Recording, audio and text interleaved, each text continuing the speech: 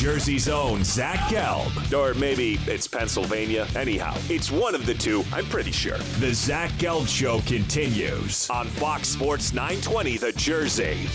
All right, welcome back in. Zach Gelb Show, Fox Sports 920 The Jersey. 609-919-9200 is the number to hop on board with us. A little hockey talk in August. I love it. And sooner rather than later, the Flyers will be back in action and the rest of the National Hockey League. And my next guest is the head coach of the Flyers. Did an exceptional job in year number 1 with the Flyers getting to the playoffs, and that is Dave Hakstol, who joins us right now. Coach, thanks for a few minutes, and how are you? I'm doing well, Zach. How are you doing today? Well, I'm doing great, and I appreciate you giving us a few minutes. But over the weekend, my Twitter was blowing up because you were at Eagles camp. How did you enjoy your visit to Eagles practice?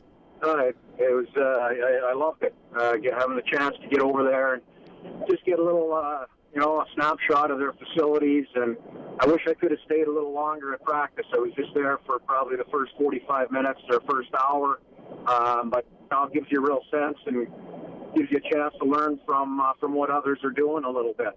And a picture surfaced of Carson Wentz and yourself talking North Dakota and North Dakota State. What was your conversation like with the quarterback and Carson Wentz? It was just really nice to meet the young man. I mean, I've heard a lot about him. I've obviously watched what he's done at the collegiate level over the last few years, and I've never had a chance to meet him in person. So I really enjoyed being able to say hello to him. You know, the fans here in Philadelphia are so passionate. I'm just wondering, what's your relationship like with the other Philly coaches? Obviously, you got to meet Doug Peterson the other day, but what's that relationship like with the other teams in town?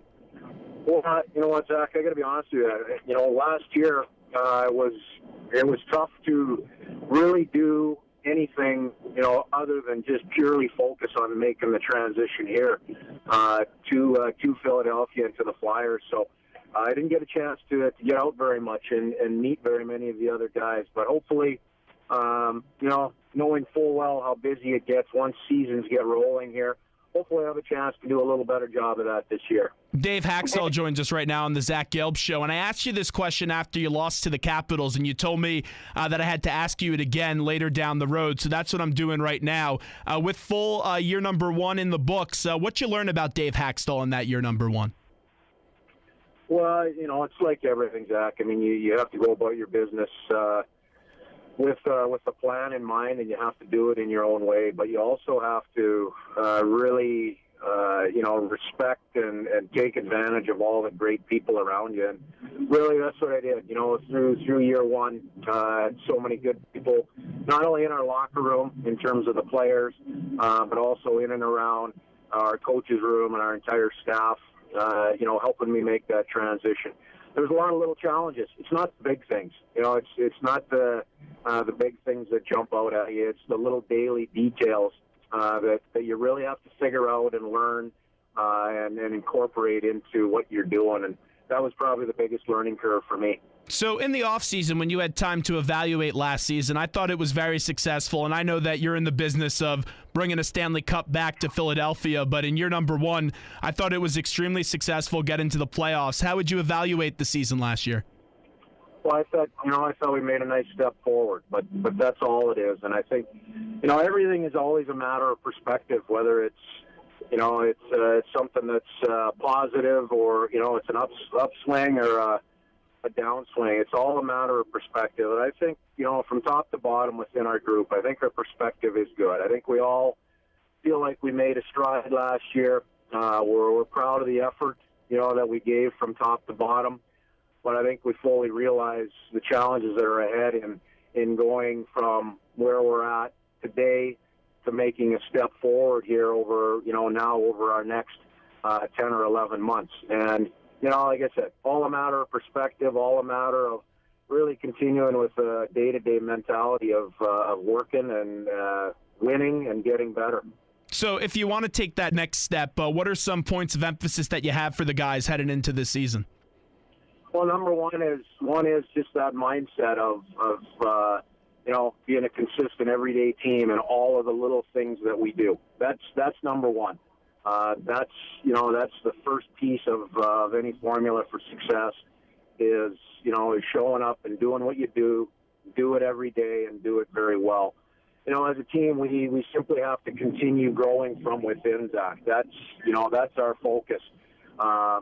We did that throughout the year last year. Now, what does that mean? That's a pretty broad statement, but, we have, some young guys that have to push to get into our lineup and to make our lineup better.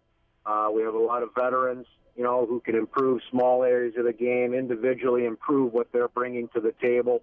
Collectively, that makes us better. So, coming into camp, it's always a matter of getting on the same page and making sure that each individual guy knows what their job is and is ready to go out and do it when the regular season begins. And one of those names that everyone talks about is Provorov, and you have so much of a large foundation of youth with this Flyers team, and a big credit goes to Ron for bringing in these players. But with this youth, give me a few names that will excite you, and maybe you could see if they mesh with the NHL team this year. Well, those young guys, and obviously Ivan is always a name that, that steps forward, and people are very excited to see him at camp. None of the names are really not the hidden names. I mean, guys know the Ivan Provorovs and the Travis Konechny's, the guys that were high draft picks. Those guys are going through a process of development, and their performance will tell us when they're ready to be here. But, there's also, the young guys that have been, maybe a little bit more under the radar, the guys that have been working in Lehigh Valley, the Robert Haggs, guys like, Big Sam Moran. These guys are pushing, and they're getting closer and closer to becoming NHL players. Now, what that time frame is, I don't know.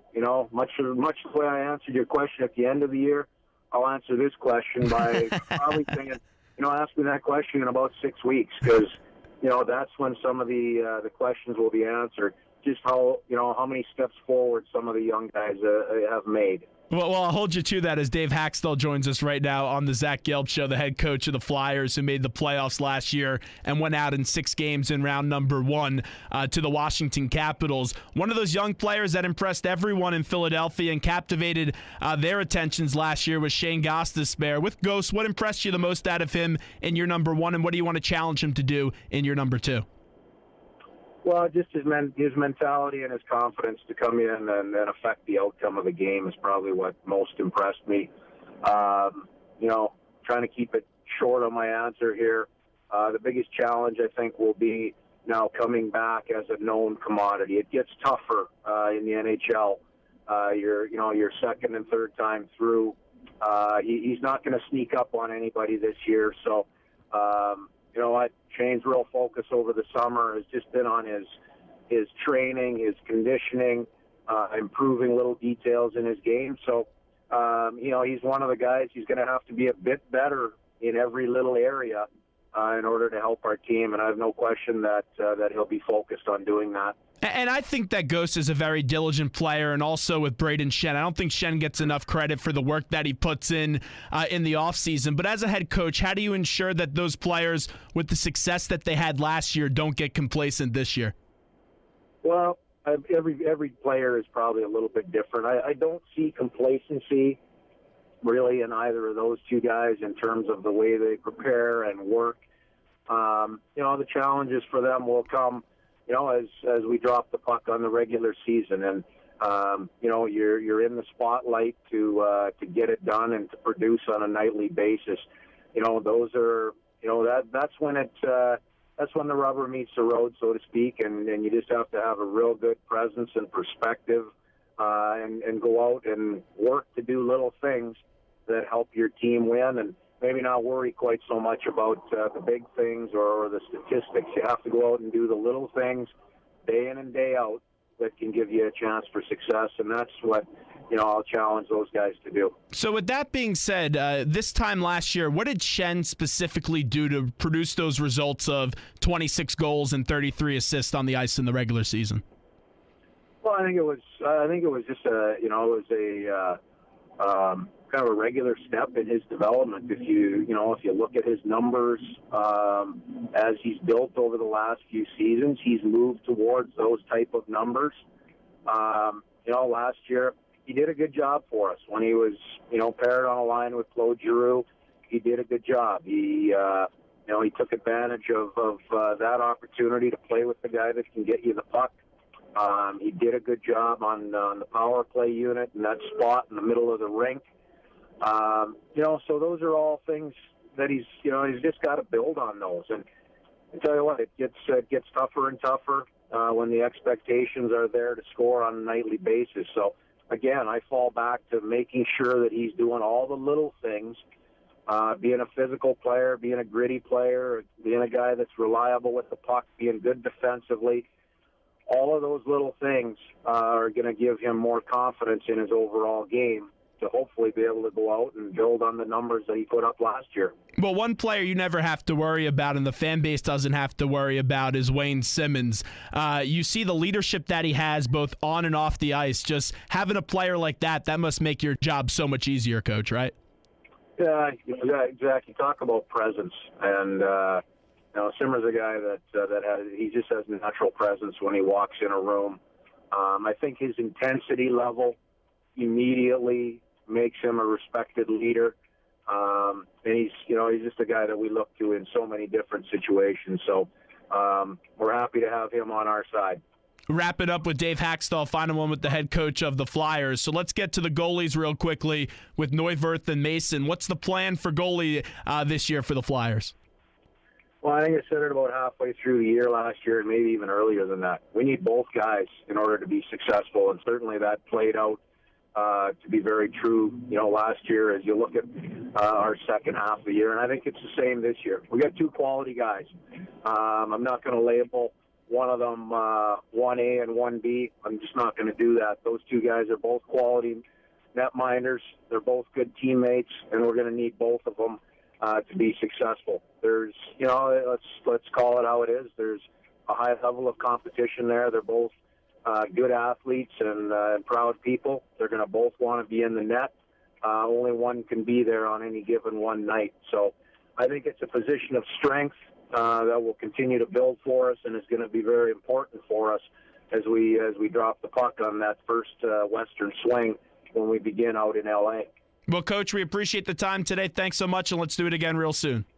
Absolutely, Zach. Thank you for the time and for having me on.